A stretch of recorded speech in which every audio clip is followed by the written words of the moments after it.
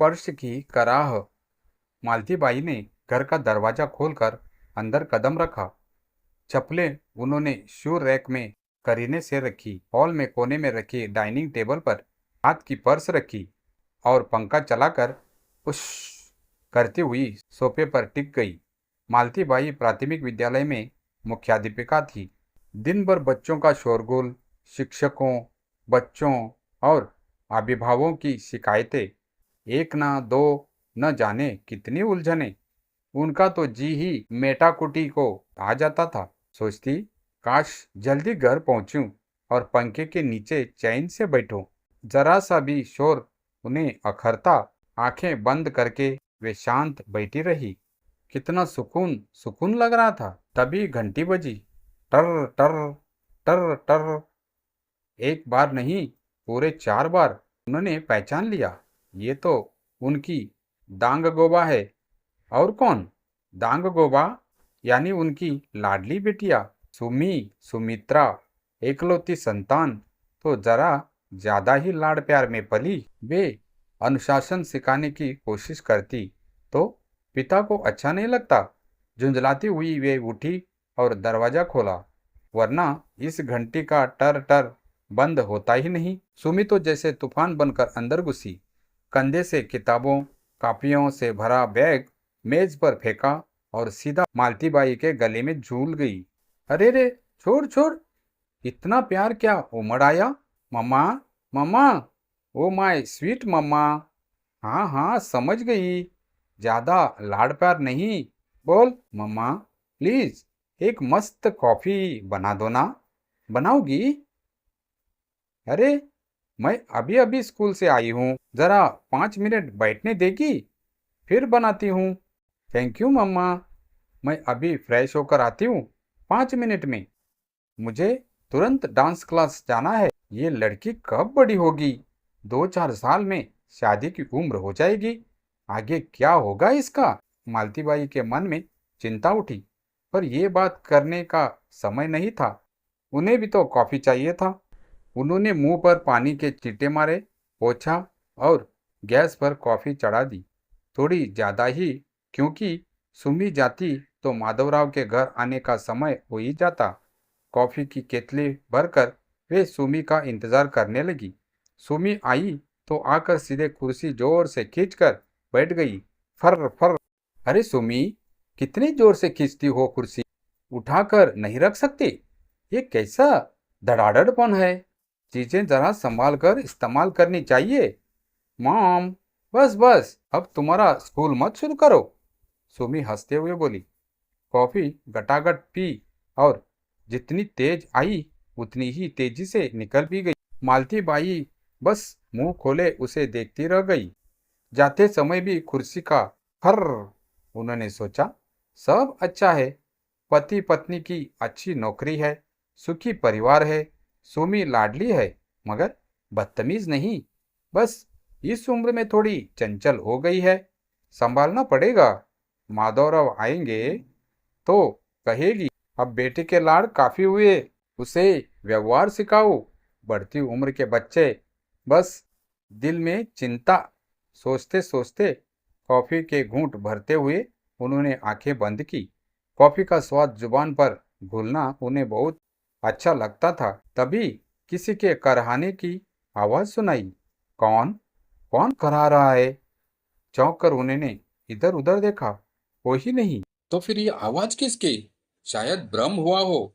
पर वही आवाज फिर आई, उसी तरफ जहां सुम्मी बैठी थी। लेकिन वहां तो कोई नहीं था। घर में तो वे अकेली थी। फिर ये किसकी आवाज? बाहर से तो नहीं आ रही है। नहीं, बाहर से नहीं। मैडम, मैं ही करा रही हूँ। मैडम, यहाँ घर में मुझे कौन मैडम कह रहा है? मैं फर्श बोल रही हूँ मैडम। फर्श? कौन फर्श?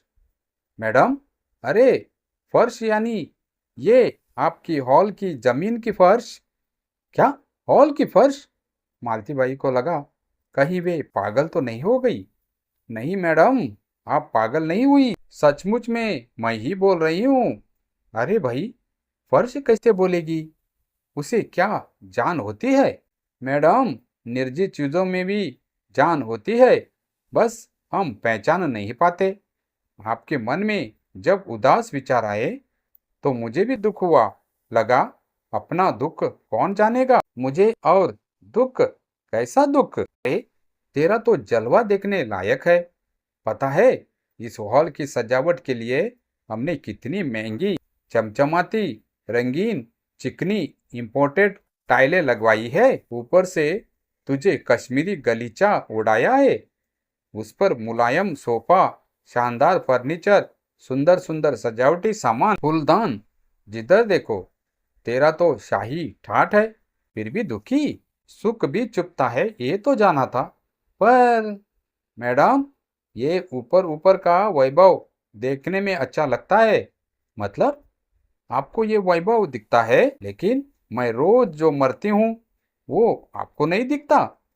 मरती? वो भी रोज? क्या कह रहे हो? और क्या मैडम, अभी देखी ना, सुमी ने कितनी बार कुर्सी घिस कर बैठी। कितने खरोच पड़ गए हैं मेरे बदन पर, जैसे कोई चुबा रहा हो।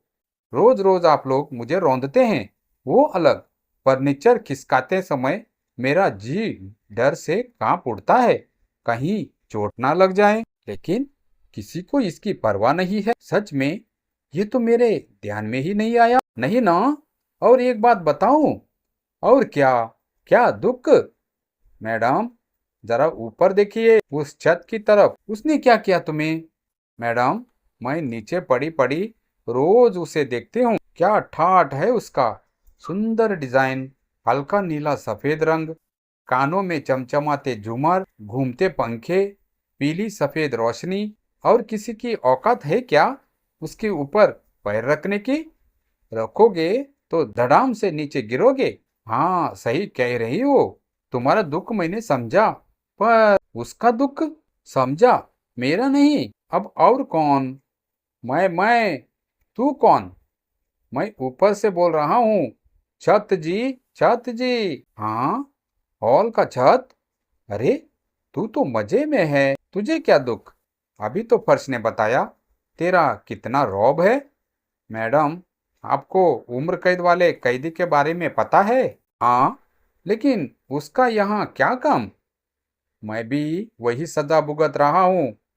टांग कर रख दिया, नीचे उतरने का कोई रास्ता नहीं, बस दूर दूर से देखता रहता हूँ।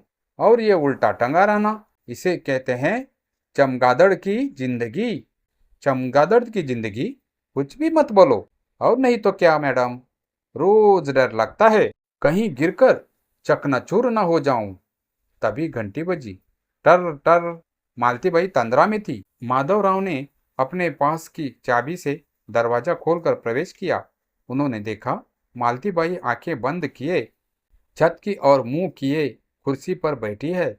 सोचा सोने दो, थकी होगी। वे बूट उतारने के लिए शू रैक के पास का लोहे का स्टूल धीरे से खींचकर बैठ गए। धीरे से खींचने पर भी लोहे के स्टूल का फर्र तो होता ही है। अरे ऐसे मत घसीटो, फर्श को तकलीफ होती है, उसे चोट लगती है। मालती बाई नींद में ही बड़बड़ाई। माधवराव जल्दी से उनके पास जाकर उन्हें उठाने लगे। उन्होंने आंखें खोली। अरे आप कब आए? जब तुम फर्श से बात कर रही थी। फर्श से? अरे छोड़ो भी। सच में तुमने कहा उसे तकलीफ होती है, दर्द है। सिर दर्द है क्या? बाम लाऊं? बस बस, मजाक काफी हुआ। आइए कॉफी पीजिए। अरे मैडम उनसे कहिए बाम नहीं, क्रीम लगाएं। ये खरोच बहुत दुख रहे हैं। क्या क्रीम लगाऊं? माधवराव हैरान होकर मालती बाई को देखते रह गई। मालती बाई ने चौंक कर इधर उधर देखा। कौन बोल रहा है? मैं, आपका प्यारा फर्श। अभी तक तुम चुप नहीं हुए? मालती बाई झुंझलाई। मैडम दर्द हो तो चुप रहना मुश्किल होता है। और देखिए ये माधवराव जी तो स्टील का स्टूल भी घसड़ते हैं। इतने तो एकदम भी भारी है, ऐसा लगता है जैसे कोई हाथी चल रहा हो। माधवराव ने हंसते हुए कहा, अरे भाई फर्श साहब, हमारी भी सुन लो। हम रोज तुम्हें झाड़ू पोछा करा के चमकाते हैं, फिर भी शिकायत? साफ होना और बिना खरोच से जीना, ये दोनों अलग बात है माधवराव जी, फर्श ने तुणक कर कहा। तभी छत जी फिर बोल पड़े, और हमारी तो कोई सुनता ही नहीं। ऊपर से पंखा मेरी नाक पर रोज रोज घूमता रहता है, वो भी बिना हेलमेट के। अरे भाई, तुम्हें तो ऊपर से पूरे हॉल का नजारा मिलता है, फिर भी गीला, माधव ने हंसकर कहा। नजारा देखना अच्छा लगता है, लेकिन दिन भर लोगों की बातें, टीवी का शोर, कभी बल्ब फ्यूज, कभी पंखे की आवाज, ऊपर से पेट भी उतरने लगा है। हमारी हालत तो छुपी हुई है माधवराव जी। मालती बाई ने हाथ उठाकर दोनों को शांत किया। बस अब चुप हो जाओ, मैं कल से ध्यान रखूंगी। कुर्सी स्टूल उठा के रखेंगे, खिसकाएंगे नहीं, और सुमी को भी सिखाएंगे। और हमें पेंट? छज्जी ने उत्सुकता से पूछा। हाँ हाँ, तुम्हें भी नया पेंट करवाएंगे। और हमें? फर्श ने धीरे से कहा। तुम्हें भी पॉलिश करवा दूंगी। बस अब शोर बंद। अचानक सुमी का फोन आया। मम्मा, आज डांस क्लास से आकर मैं हॉल में प्रैक्टिस करूंगी, कुर्सियां खिसकानी पड़ेगी। ओके, मालती बाई ने फोन रखते हुए कहा। हे भगवान, ये तो अभी से फिर शिकायत शुरू। हे भगवान, ये तो अभी से फिर शिकायत शुरू करेंगे। फर्श और छत दोनों एक साथ बोले। मैडम, फिर हमारी पीड़ा का लाइव शो शुरू हो जाएगा। माधव हंस पड़े। लगता है अब हमें घर में फर्श छत संरक्षण समिति बनानी पड़ेगी। मालती बाई ने कॉफी का आखिरी घूंट पिया और बुदबुदाई। हाँ, वरना अगली बार शायद सोफा भी बोल पड़े।